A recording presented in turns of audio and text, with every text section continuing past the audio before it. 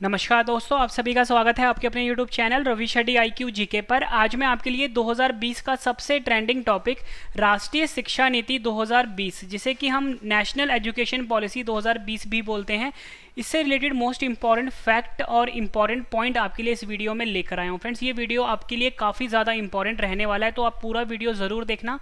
ये टॉपिक आपको बहुत अच्छे से क्लियर हो जाएगा।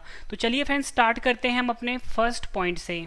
पहला पॉइंट है हमारा, केंद्र सरकार ने राष्ट्रीय शिक्षा नीति 2020 यानी नेशनल एजुकेशन पॉलिसी 2020 को मंजूरी दे दी है। नेक्स्ट पॉइंट है, नई शिक्षा नीति 34 वर्ष पुरानी राष्ट्रीय शिक्षा नीति 1986 को प्रतिस्थापित करेगा यानी रिप्लेस करेगा। नेक्स्ट है, नई शिक्षा नीति के निर्माण के लिए जून 2017 में पूर्व इसरो प्रमुख डॉक्टर के कस्तूरी रंगन की अध्यक्षता में एक समिति का गठन किया गया था। इस समिति ने मई 2019 में राष्ट्रीय शिक्षा नीति का मसौदा प्रस्तुत किया था। राष्ट्रीय शिक्षा नीति 2020 वर्ष 1968 और वर्ष 1986 के बाद स्वतंत्र भारत की तीसरी शिक्षा नीति होगी। ये इंपॉर्टेंट पॉइंट है आपके लिए। उसके बाद है, भारत की जो पहली शिक्षा नीति 1968 में आई थी, जो कि इंदिरा गांधी की सरकार में आई थी, और भारत की जो दूसरी शिक्षा नीति थी वो 1986 में राजीव गांधी की सरकार में आई थी, जिसे 1992 में PV नरसिम्हा राव ने संशोधित किया था। अब हम इम्पॉर्टेंट पॉइंट डिस्कस कर लेते हैं जो आपके लिए काफ़ी ज़्यादा इम्पॉर्टेंट रहेगा। 34 साल बाद आई शिक्षा नीति में स्कूली शिक्षा से लेकर उच्च शिक्षा तक कई बड़े बदलाव किए गए हैं। बच्चों पर से बोर्ड परीक्षा का भार कम किया गया है, तो उच्च शिक्षा के लिए भी अब सिर्फ एक नियामक होगा।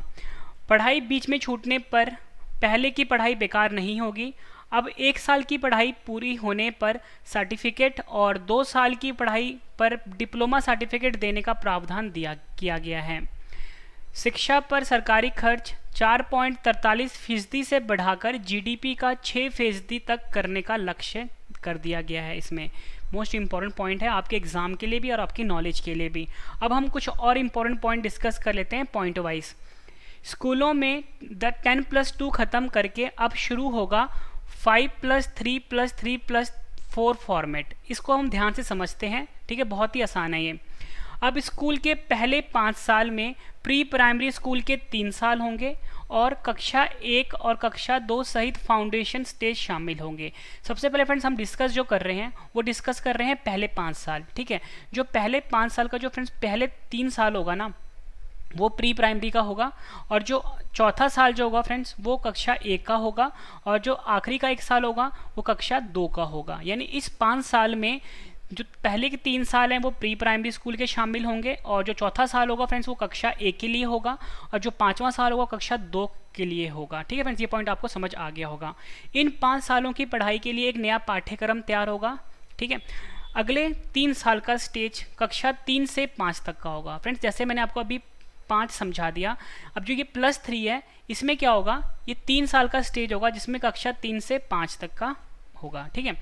उसके बाद जो फ्रेंड्स अगला 3 है, अब वो समझते हैं, इसके बाद 4 वाला समझेंगे। इसके बाद जो 3 साल का मिडिल स्टेज आएगा यानी कक्षा 6 से 8 तक का स्टेज होगा वो। अब हम आखिरी समझते हैं। उससे पहले मैं आपको बता दूं, अब 6ठी कक्षा से बच्चों को प्रोफेशनल और स्किल की शिक्षा दी जाएगी। स्थानीय स्तर पर इंटर्नशिप भी कराई जाएगी ताकि बच्चों को अच्छे रोजगार के अवसर मिल सके। मतलब फ्रेंड्स, बच्चों को छोटी क्लास में ही इतना ज़्यादा क्वालिफाई कर दिया जाएगा ताकि बच्चे आगे जाके बेरोजगार ना रहें, ठीक है। अब जो हमारा आखिरी स्टेज था वो था चौथा स्टेज, ठीक है। इसमें क्या है, कक्षा 9 से 12वीं तक का होगा और ये 4 साल का होगा, मैंने आपको ऊपर ही बताया। इसमें छात्रों को विषय चुनने की आज़ादी रहेगी। साइंस या गणित के अन्य विषय भी पढ़ने की आज़ादी होगी। मतलब फ्रेंड्स, ये जो 4 साल होगा ना, जिसमें कक्षा 9वीं से 12वीं तक का होगा, इसमें बच्चे साइंस और गणित भी के विषय भी सेपरेटली पढ़ पाएंगे, ठीक है। पहले क्या होता था, अगर बच्चा 10वीं मतलब कि 11वीं में या 12वीं में जा रहा है तो ही वो गणित के सब्जेक्ट ले सकता था, लेकिन अब ऐसा नहीं होगा, वो 9वीं से 12वीं तक के बीच में ले सकेगा, ठीक है। 1 से 10 तक सामान्य पढ़ाई होती थी, सिर्फ कक्षा 11 से विषय चुन सकते थे, ये मैंने आपको अभी बताया। अगला जो है फ्रेंड्स, सरकारी स्कूलों में भी बदलाव किया जाएगा। अभी तक सरकारी स्कूल पहली कक्षा से शुरू होते थे, लेकिन नई शिक्षा नीति लागू होने के बाद पहले बच्चों को 5 साल के फाउंडेशन स्टेज से गुजरना होगा। फाउंडेशन स्टेज के आखिरी 2 साल जो होंगे वो पहली कक्षा और दूसरी कक्षा के होंगे, ये मैं आपको ऊपर समझा चुका हूँ, ठीक है। और 5 साल के फाउंडेशन स्टेज के बाद बच्चा तीसरी कक्षा में जाएगा। यानी सरकारी स्कूलों में तीसरी कक्षा से पहले बच्चों के लिए 5 लेवल और बनेंगे, ठीक है, वो मैं आपको समझा चुका हूँ ऊपर ही, वही सेम है इसके लिए भी। उसके बाद है 5+3+3+4 के नए स्कूल एजुकेशन सिस्टम में पहले 5 साल 3 से 8 साल के बच्चों के लिए होगा। मतलब फ्रेंड्स ये जो पहला 3 साल होगा ना, इसमें क्या होगा, 3 से 8 साल के बच्चों के लिए होगा। उसके बाद 3 साल 8 से 11 साल के बच्चों के लिए होगा। उसके बाद जो फ्रेंड्स ये 3 साल है उसमें 11 से 14 साल के बच्चों के लिए होगा। और स्कूल में सबसे आखिरी के जो 4 साल होंगे, मतलब फ्रेंड्स ये वाला, वो 14 से 18 साल के बच्चों के लिए निर्धारित किए गए हैं। अगला इंपॉर्टेंट पॉइंट डिस्कस करते हैं, छठी कक्षा से रोजगार परक शिक्षा। नई शिक्षा नीति में अब छठी कक्षा से ही बच्चों को प्रोफेशनल और स्किल की शिक्षा दी जाएगी तथा स्थानीय स्तर पर इंटर्नशिप भी कराई जाएगी। व्यावसायिक शिक्षा और कौशल विकास पर जोर दिया जाएगा। नेक्स्ट है हमारा 10वीं और 12वीं की बोर्ड परीक्षा आसान हो जाएगी। 10वीं एवं 12वीं की बोर्ड परीक्षाओं में बड़े बदलाव किए जाएंगे, जैसे साल में 2 बार परीक्षाएं कराना, 2 हिस्सों वस्तुनिष्ठ और व्याख्यात्मक श्रेणियों में इन्हें विभाजित करना आदि। बोर्ड परीक्षा में मुख्य जोर ज्ञान के परीक्षण पर होगा ताकि छात्रों में रटने की प्रवृत्ति खत्म हो सके। बोर्ड परीक्षाओं को लेकर छात्र हमेशा दबाव में रहते हैं और ज़्यादा अंक लाने के चक्कर में कोचिंग पर निर्भर रहते हैं, लेकिन भविष्य में उन्हें इससे मुक्ति मिल सकती है। शिक्षा नीति में ये कहा गया है कि विभिन्न बोर्ड आने वाले समय में बोर्ड परीक्षाओं के प्रैक्टिकल मॉडल को तैयार करेंगे, जैसे वार्षिक, सेमेस्टर और मॉड्यूलर बोर्ड परीक्षाएं। नेक्स्ट है हमारा पॉइंट 5वीं तक मातृभाषा में पढ़ाई। नेक्स्ट पॉइंट काफ़ी इंपॉर्टेंट है ये। नई शिक्षा नीति में 5वीं तक और जहां तक संभव हो सके 8वीं तक मातृभाषा में ही शिक्षा उपलब्ध कराई जाएगी। नेक्स्ट है हमारा स्कूलों में ऐसा होगा बच्चों के परफॉर्मेंस का आकलन। जो बच्चों का परफॉर्मेंस होगा ना, उसका आकलन कुछ इस प्रकार से होगा जो मैं आपको बताने वाला हूँ। बच्चों की रिपोर्ट कार्ड में बदलाव होगा, उनका 3 स्तर पर आकलन किया जाएगा। एक वह स्वयं छात्र खुद करेगा अपना आकलन, दूसरा उसका जो सहपाठी होगा वो उसका आकलन करेगा, और तीसरा उसका शिक्षक उस बच्चे का आकलन करेगा। नेक्स्ट पॉइंट भी काफ़ी इंपॉर्टेंट है। ग्रेजुएशन में 3-4 साल की डिग्री, मल्टीपल एंट्री और एग्जिट सिस्टम होगा। इसको अब हम डिटेल में समझते हैं। नई नीति में मल्टीपल एंट्री और एग्जिट यानी बहुस्तरीय प्रवेश एवं निकासी व्यवस्था लागू किया गया है। आज की व्यवस्था में अगर 4 साल इंजीनियरिंग पढ़ने और 6 सेमेस्टर पढ़ने के बाद किसी कारणवश आगे नहीं पढ़ पाता है कोई बच्चा, तो कोई उपाय नहीं होता था, ठीक है। मतलब उसकी जो पढ़ाई गई हुई है फ्रेंड्स वो वेस्ट हो गई है। मतलब अगर वो 4 साल की ग्रेजुएशन करता है, अगर वो 1 साल बाद पढ़ाई छोड़ देता है या 2 साल बाद पढ़ाई छोड़ देता है या 6 महीने बाद पढ़ाई छोड़ देता है, उसकी सारी पढ़ाई बर्बाद हो जाती है, क्योंकि जब तक वो 4 साल पूरे नहीं करता। लेकिन अब क्या होगा, लेकिन मल्टीपल एंट्री और एग्जिट सिस्टम में 1 साल के बाद सर्टिफिकेट दे देंगे, 2 साल के बाद डिप्लोमा का सर्टिफिकेट मिल जाएगा और 3-4 साल के बाद डिग्री मिल जाएगी। यह छात्रों के हित में बहुत बड़ा फैसला लिया गया है, ठीक है। तो फ्रेंड्स आप ये समझ सकते हो कि जो नई शिक्षा नीति 2020 आई है, यानी न्यू एजुकेशन पॉलिसी 2020 आई है, ये काफ़ी ज़्यादा इंपॉर्टेंट पॉलिसी है जो कि काफ़ी समय के बाद भारत में आई है, और विदेशों में सिर्फ इसी पॉलिसी को फॉलो किया जाता है। और इसी कारण से जो विदेश है, यानी जो मतलब बाहर की कंट्रीज़ हैं, वो हमारे देश से काफ़ी ज़्यादा आगे निकल गई हैं, ठीक है। नेक्स्ट है हमारा नई नीति में एमफिल को ख़त्म कर दिया गया है, ठीक है। मोस्ट इंपॉर्टेंट पॉइंट है ये भी। देश की नई शिक्षा नीति लागू होने के बाद अब छात्रों को एमफिल नहीं करना होगा।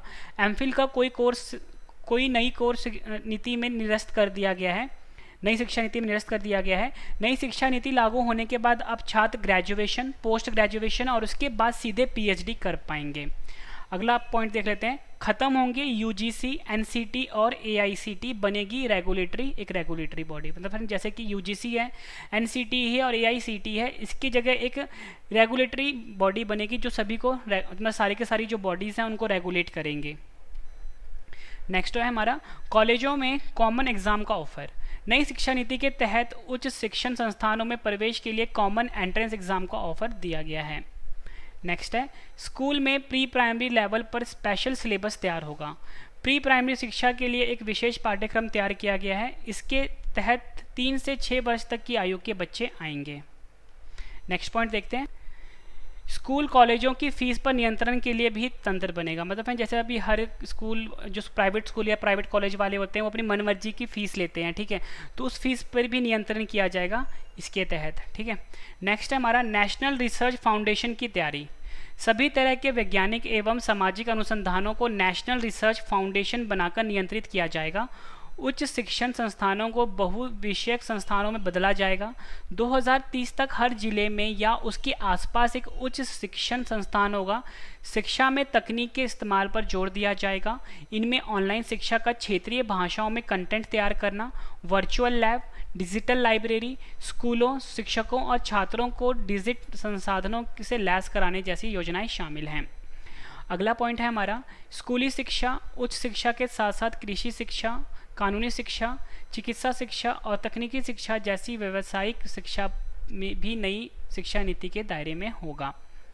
नेक्स्ट पॉइंट देखते हैं, कला, संगीत, शिल्प, खेल, योग, सामुदायिक सेवा जैसी सभी विषयों को भी पाठ्यक्रम में शामिल किया जाएगा। इन्हें सहायक पाठ्यक्रम नहीं कहा जाएगा। नेक्स्ट पॉइंट डिस्कस करते हैं, ऑनलाइन एजुकेशन पर जोर। नए सुधारों में टेक्नोलॉजी और ऑनलाइन एजुकेशन पर जोर दिया गया है। कंप्यूटर, लैपटॉप और फ़ोन इत्यादि के जरिए विभिन्न ऐप का इस्तेमाल करके शिक्षण को रोचक बनाने की बात भी कही गई है इसमें। नेक्स्ट है हमारा इम्पोर्टेंट पॉइंट, हर जिले में कला, करियर और खेल संबंधी गतिविधियों में भाग लेने के लिए एक विशेष बोर्डिंग स्कूल के रूप में बाल भवन स्थापित किया जाएगा। ये बताया गया है नई शिक्षा नीति 2020 में। आखिरी पॉइंट देख लेते हैं, अभी हमारे यहाँ डीम्ड यूनिवर्सिटी, सेंट्रल यूनिवर्सिटीज़ और स्टैंड अलोन इंस्टीट्यूशन के लिए अलग अलग नियम हैं। नई एजुकेशन पॉलिसी के तहत सभी के लिए एक समान नियम होगा। आखिरी पॉइंट मोस्ट इंपॉर्टेंट है ये, HMRD जिसका फुल फॉर्म था मानव संसाधन विकास मंत्रालय, इसका अब नाम बदलकर शिक्षा मंत्रालय कर दिया गया है। ये पॉइंट भी काफ़ी इंपॉर्टेंट है आपके लिए। अगला पॉइंट देख लेते हैं, त्रिभाषा फॉर्मूला। विद्यार्थियों को स्कूल के सभी स्तरों और उच्च शिक्षा में संस्कृत को एक विकल्प के रूप में चुनने का अवसर दिया जाएगा। त्रिभाषा फार्मूला में यह भी विकल्प शामिल होगा जिसके मुताबिक किसी भी विद्यार्थी पर कोई भी भाषा जो है वो ज़बरदस्ती नहीं थोपी जाएगी, ठीक है। अब आखिरी पॉइंट देख लेते हैं, विदेशी यूनिवर्सिटी को भारत में कैंपस खोलने की अनुमति और स्कॉलरशिप पोर्टल का विस्तार करने की अनुमति मिल पाएगी। फ्रेंड्स ये कुछ 20 इंपॉर्टेंट पॉइंट और जो डिटेल जानकारी थी, जो नई शिक्षा नीति लागू हुई है हमारे देश में, तभी लागू नहीं हुई है जिसके बारे में एक बात कही गई है, उसके बारे में मैंने आपको कंप्लीट समझा दिया, ठीक है फ्रेंड्स। अगर आप किसी एग्जाम की भी तैयारी कर रहे हो या आप स्टूडेंट हो या अभिभावक हो, सबके लिए फ्रेंड्स ये वीडियो काफ़ी ज़्यादा यूज़फुल थी। उम्मीद करता हूँ फ्रेंड्स आपको वीडियो बहुत पसंद आई होगी। वीडियो पसंद आई तो वीडियो को लाइक जरूर करिए, कम से कम अपने 10 फ्रेंड के साथ शेयर भी ज़रूर करिए। तो फ्रेंड्स अब हम मिलते हैं नेक्स्ट वीडियो में। Thank you and wish you all the best.